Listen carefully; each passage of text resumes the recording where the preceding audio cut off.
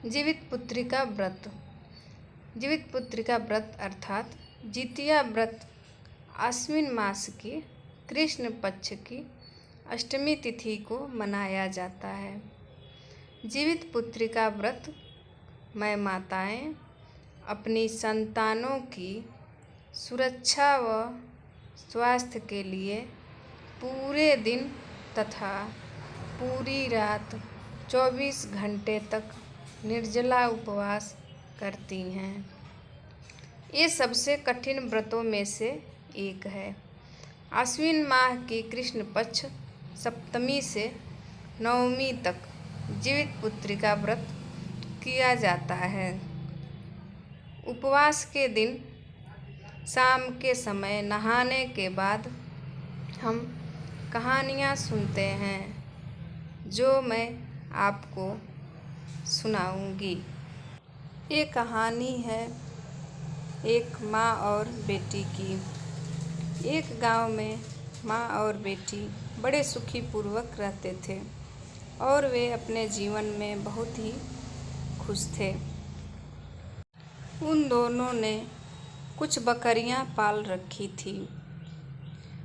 उसकी माँ बकरियां चराती और बेटी घर का सारा काम करती थी, खाना भी पकाती और अपने सहेलियों के साथ खेलने चली जाती थी।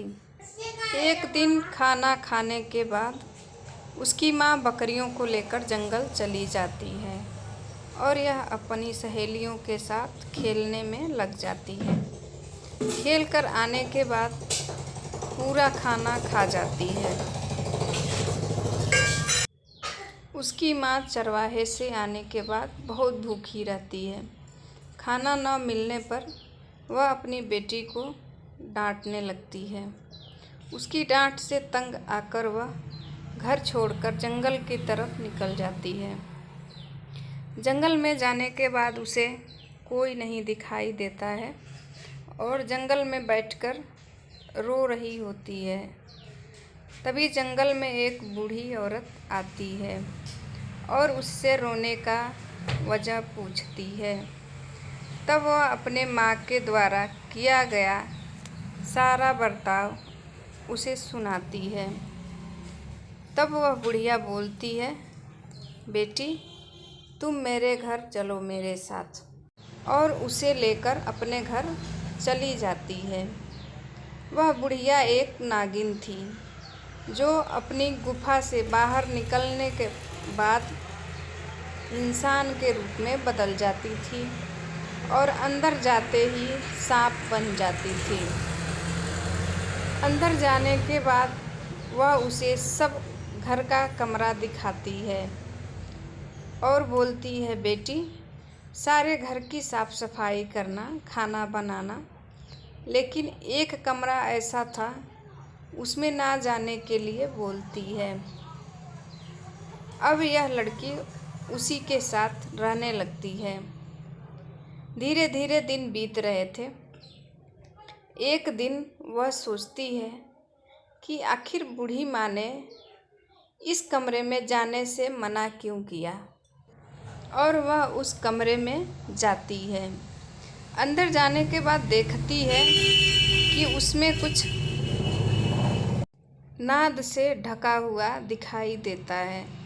वह सोचती है, चलो देखती हूँ इसके अंदर क्या है, और वह नाद को उठा देती है। तभी देखती है कि उसके अंदर बहुत सारे सांप के बच्चे रहते हैं। वह डर के मारे जल्दी से नाद को छोड़ देती है। छोड़ने के बाद एक सर्प का पूंछ कट जाता है और वह बाढ़ हो जाता है। उसके बाद जब उसकी माँ जंगल से आती है, वह जाकर बोलता है अपनी माँ से कि दीदी ने मेरा पूंछ काट दिया, मैं भी उसे काटूंगा। तब वह समझाती है कि जाने दो, उससे गलती हो गई। वह जिद पे आ जाता है, बोलता है नहीं मैं भी काटूंगा। तब उसकी माँ उससे परेशान हो जाती है और उस लड़की की शादी कर देती है और उसे डोली में विदा कर देती है। जब वह ससुराल जाती है तो वह सर्प भी उसके पीछे पीछे उसके ससुराल चला जाता है और जाकर उसके खाट के नीचे बैठ जाता है। रात के समय का इंतज़ार करता है कि जब भी वो सोएगी तभी वो उसे डस लेगा। लड़की घर का सारा काम करने के बाद सोने के लिए जाती है। तब वह लड़की अपने घर का दिया बुझाकर माँ लक्ष्मी से विनती करती है कि हे माँ लक्ष्मी, मेरे परिवार को सलामत रखना। और वह एक भजन भी गाती है। वह भजन इस तरह से है। नाग बाढ़ो नागिन बाढ़ो, नागिन का सतकोवा बाढ़ो, बड़वा डोड़वा भैया बाढ़ो, भाभी का सुहाग बाढ़ो। यह सुनकर सांप वहाँ से वापस चला आता है। उसकी माँ बहुत घबराई हुई होती है। वह पूछती है, क्या बहन को डस के आ गए वापस? तब सांप उसे सारी कहानी बताता है और बोलता है कि माँ, जिसकी बहन इतनी अच्छी हो और अपने परिवार के लिए इतना बड़ा मन्नत मानती हो, माँ लक्ष्मी से प्रार्थना करती हो, उसने तो मुझे लंबी उम्र की दुआ की, तो मैं उसे कैसे डस सकता हूँ?